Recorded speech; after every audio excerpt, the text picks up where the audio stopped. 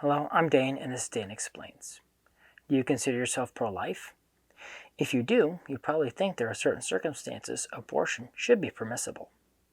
The usual ones are for the cases of rape or incest, and the biggest one is, of course, for the health of the mother. Some people may even call themselves pro-life and think that the morning after pill is a permissible pro-life position. However, all of these positions are a variation of pro-choice and not pro-life.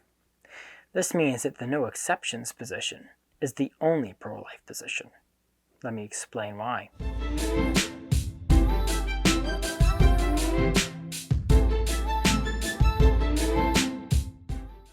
I recently saw a video by the SpaceGal on Twitter, although I think she does cross-post on YouTube. If she did, I'll link the video in the description.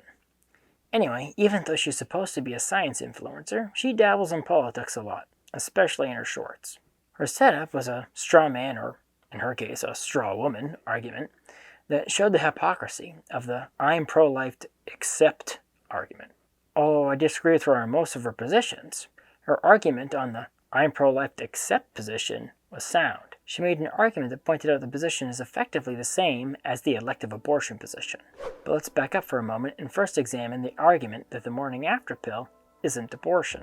The argument usually hinges on the fact that the embryo hasn't implanted yet. You're not doing anything per se, you're just letting nature take its course like it does in many natural cases, where the embryo is passed unnoticed by the mother during her regular cycle. This is functional equivalent to locking one of your children outside in the winter to die in the cold when they just happen to go outside to play. Well, I guess nature just took its course, honey. Assuming the embryo is a person anyway, and I did a video on that already, link in the description.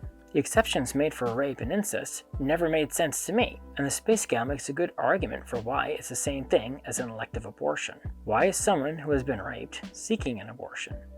Because that was forced upon them against their will. It boils down to the thought that someone shouldn't be forced to give birth and raise a kid they didn't want. Well, the SpaceGal points out that it's actually the same case for many elective abortions. Why is the person seeking one? Because they don't want to be forced to give birth and raise a kid they don't want. She makes the case that many of those women who are seeking abortions were using birth control, which isn't totally effective. Therefore, the only difference is whether or not they were having fun or not when they conceived a kid.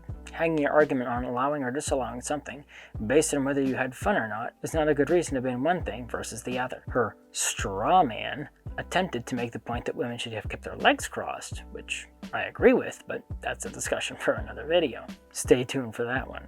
Now, let's look at cases of harm to the mother. Have you ever had to walk down the same road at the same time every day, only to almost get hit by the same reckless driver day after day? In spite of how tempting it would be, if you had a landmine, would it be okay for you to place it on the road to kill the reckless driver the next time he or she passed? The potential for an innocent driver hitting it aside, no. You'd still go to prison. I mean, if you use a landmine, it would probably be pretty easy to track it back to you anyway. It wouldn't be okay in that case, so why would it be okay to kill a baby for a similar reason?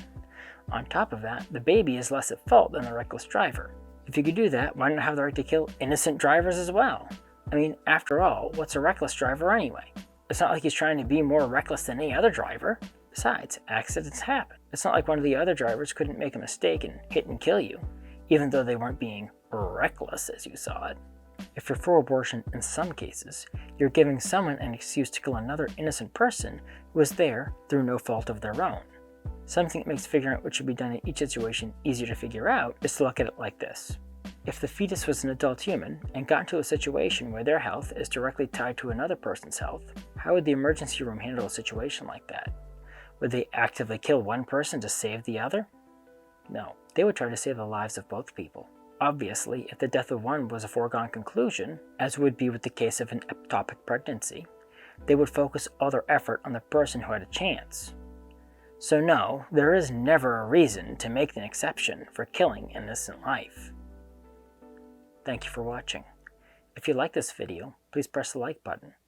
Subscribe to my channel and ding the bell to get notified when I post new videos. Also, please support me on Patreon, link in the description. The more people support me, the more time I can dedicate to making videos like this one.